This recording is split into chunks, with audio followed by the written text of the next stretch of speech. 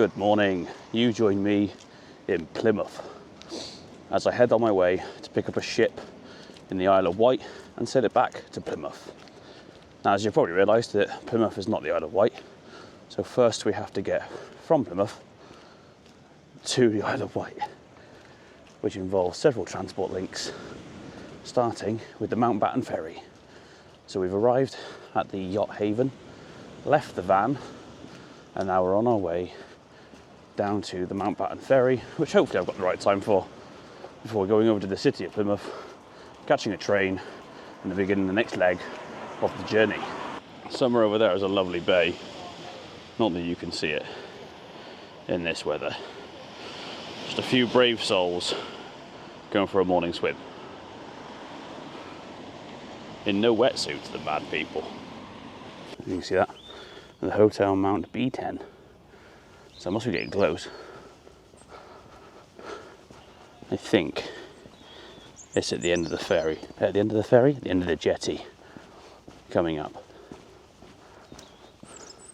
And that is Mountbatten Breakwater, which I'm sure would be lovely if it wasn't for the fact that it's terrible weather. No. Also means I've gone too far, so I've got to walk back.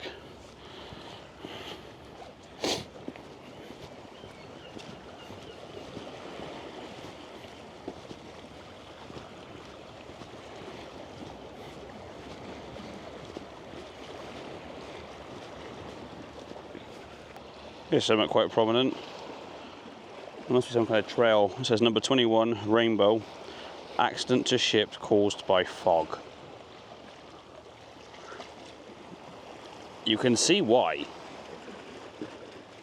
I've been here a few times, and I know there's a lot of rocks out there. There's even another headland over there. You just can't see it. You can barely see the ship at anchor. I'm not really sure if the camera's picking it up, but there's a tanker at anchor straight ahead of it.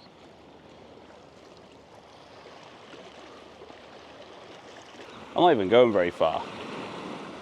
It's literally the headland behind me. But taking this ferry cuts out doing the big loop over River Plym and over the bridge, which will be either a 20-minute car drive, which I can't do, I've got to leave my car here on this side of the river, which would mean an Uber or a bus, or more likely a taxi, because I'm in the middle of nowhere, which would be very expensive. So for the cost of £3 to nip across the river, seems like a far better option to me. And now, looks like we've just arrived at the platform. Obviously there's no ferry yet because I'm early. I'm really hoping that it does turn up though, otherwise I'm in trouble. Found it.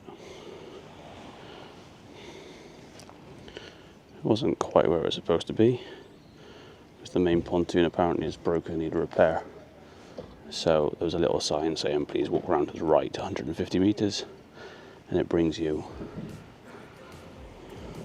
to here. Would have been nice to know that on the website, but we're here at least.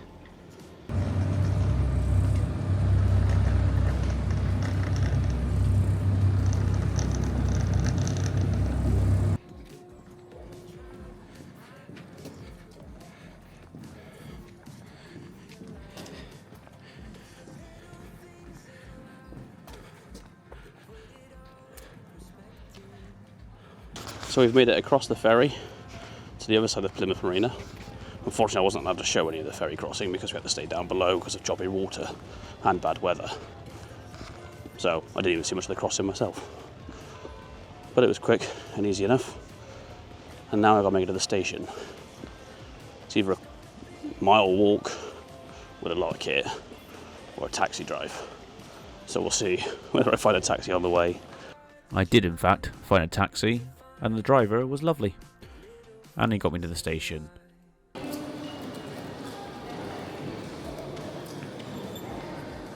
So, we've made it to the station. I am the only person on the platform, because I'm an hour early. Just got to wait now for the rest of the guys to get here. There's about 5 of us doing this trip, I think. So, it's about a 5.5 hour train ride though. So it's Plymouth to Reading, Reading to Basingstoke, Basingstoke to Portsmouth Harbour, and then I've got to find a ferry in Portsmouth to the Isle of Wight. So, should be interesting. So now it's just a matter of waiting until the train arrives, until the rest of the gang arrive. And we can get underway. So I'll see you all on the train. If you do need to make a phone call or receive a phone call, it's in coach A. Please do kindly take it outside the gate. Have you seen the...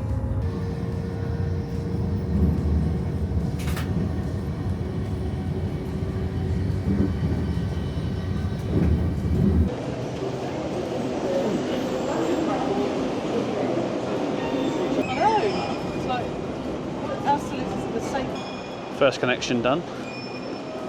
The app says platform 2. So let's see if it's right. Or I could be walking around a train station for the next 10 minutes.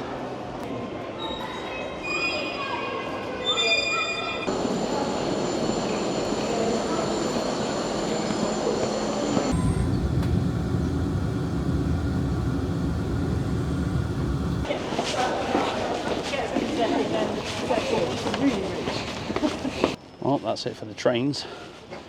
We've now made it to Portsmouth, right opposite the historic dockyard, which I love going to visit. And I can see one of the aircraft carriers is currently in, which looks cool.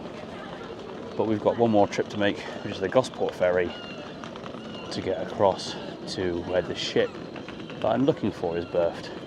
And then we can actually get on board, dump the kit, and go and get some food. So let's try and find that ferry.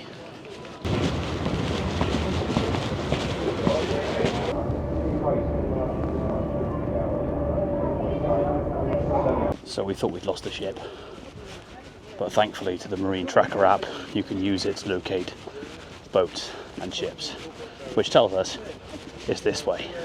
So now we'll go to the marina and see if we can find it.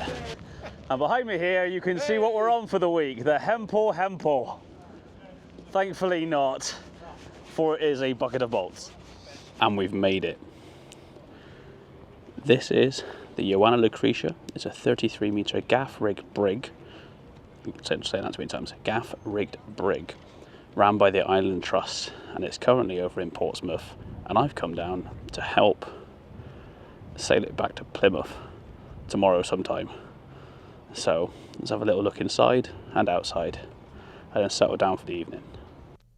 The Johanna Lucretia is a British tallship and is a oak wooden 2-masted topsail schooner, according to Wikipedia, built at Rouge Shipyard, Ghent in Belgium in 1945. She measures 30 metres in length, a beam of 5.5 metres, and her draft is just short of 3 metres deep.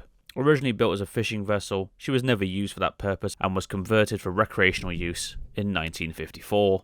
She then sailed in Dutch waters until 1989, where she was sold and transferred to her base in Plymouth. She was then refitted in Gloucester at the Tommy Nilsson Yard and was used for charter, mainly from Gibraltar, the Caribbean and the eastern coast of the United States until 2001, when she was sold to Cutlass Classic Charters Limited. She starred in the film The Riddle of the Sands in 1978, as well as more modern stuff in the film Amazing Grace, a drama about William Wilberforce's campaign to end the slave trade.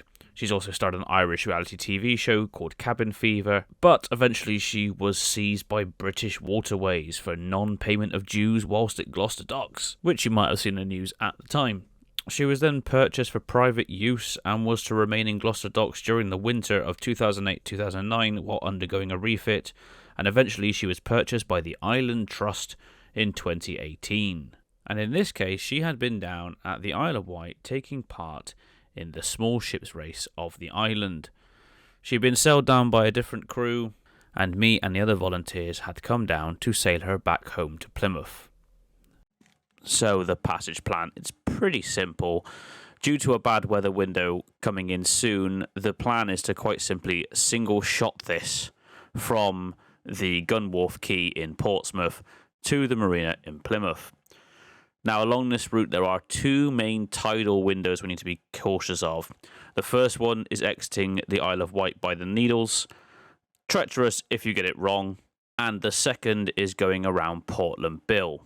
Now we're planning for an average of roughly 5-6 knots during this passage, and thankfully with most of the wind direction at the moment it looks like it's going to be beam reach most of the way. It's going to be a long passage, but we're taking it in shifts and have a watch system in place so that we can get it all done in one go. This is again, like I said, trying to avoid a weather window coming in because of all the bad weather that's currently in the States. The storms are coming across and starting to hit onto the mainland of Europe and blowing up towards England. Or at least that's what their forecasts to do at this point. So with that in mind, we slipped the lines in Plymouth once there was enough tide for us to actually get out of the marina. Due to the draft of JL, we had to wait a few hours post-tide so that we could actually leave the marina because we were actually sitting in a little hollow in the base of the marina floor. And as an added complication, due to the size of the Johanna Lucretia, we got to ask permission to enter the Portsmouth Channel to leave in the first place once we've left the marina, due to the naval and industrial and ferry shipping in the area. So once we had approval, enough tide, it was time to get out and get past the Needles and start the passage home.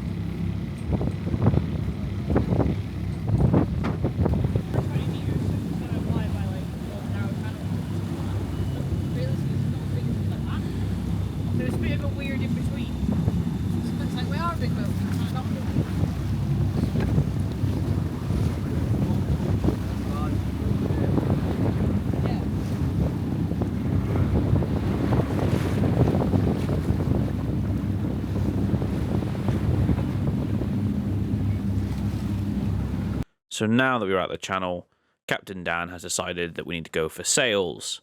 After all, we are a sailing ship with a full complement of sails, so the main sail, the foresail, and the staysail. The main sail is going to be at 2 reefs, though, due to the size of the wind coming in, or for the wind that we're expecting once we get past the Needles. And as you can see, with a ship this size, it does take a fair amount of doing, and involves quite a fair few of the crew. 2, 6. 2, 6. 2, 6. 2, 6. 2, 6.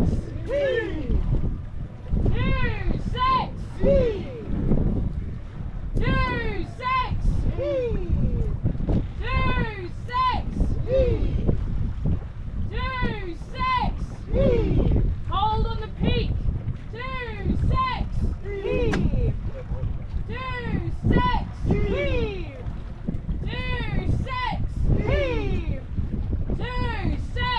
2, 6. 2, 6. Hold a second. 2, Hold 6. the beads are crossed over on the rope. Next line up. Thanks, Craig. Right, just on the throat. 2, 6. 2, 6. 2, 6. All together. 2, 6. 2, 6. 2, 6. 2, 6. 2, 6. 2,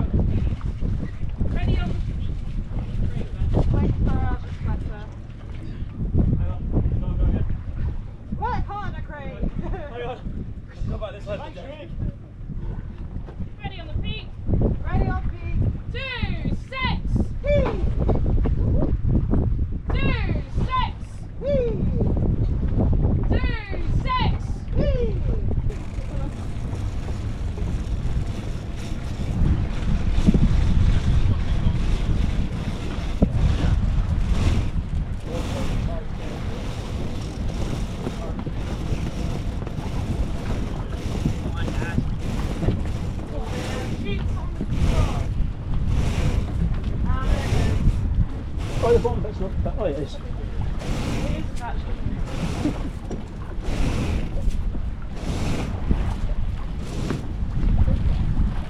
Get it around the pen.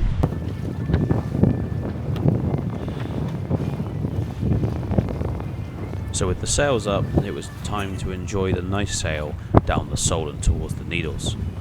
And whilst that was going on, it was my turn to go below and make lunch. So once everyone had tucked into a hearty lunch of soup and sausage rolls, it was just time to enjoy the sail as we head towards the Needles.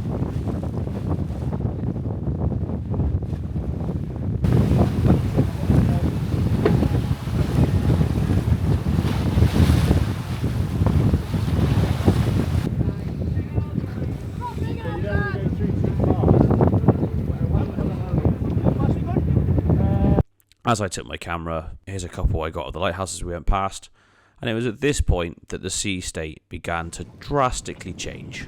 The Solent is kind of a world unto its own. It's always nice and calm in there. You don't really know what you're going to get on the outside till you get there.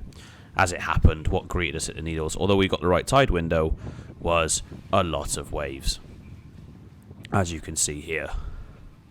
Now thankfully, I don't really suffer from seasickness, so I was still okay.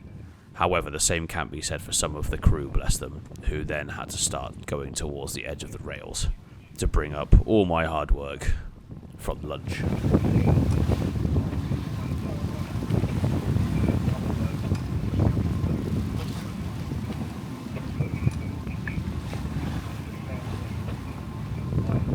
Once this has been endured for a short while, the watch systems that we had in place, we had 2 watch teams. I was on team 1, so it was my turn to rest first as we'd be taking first watch into the night.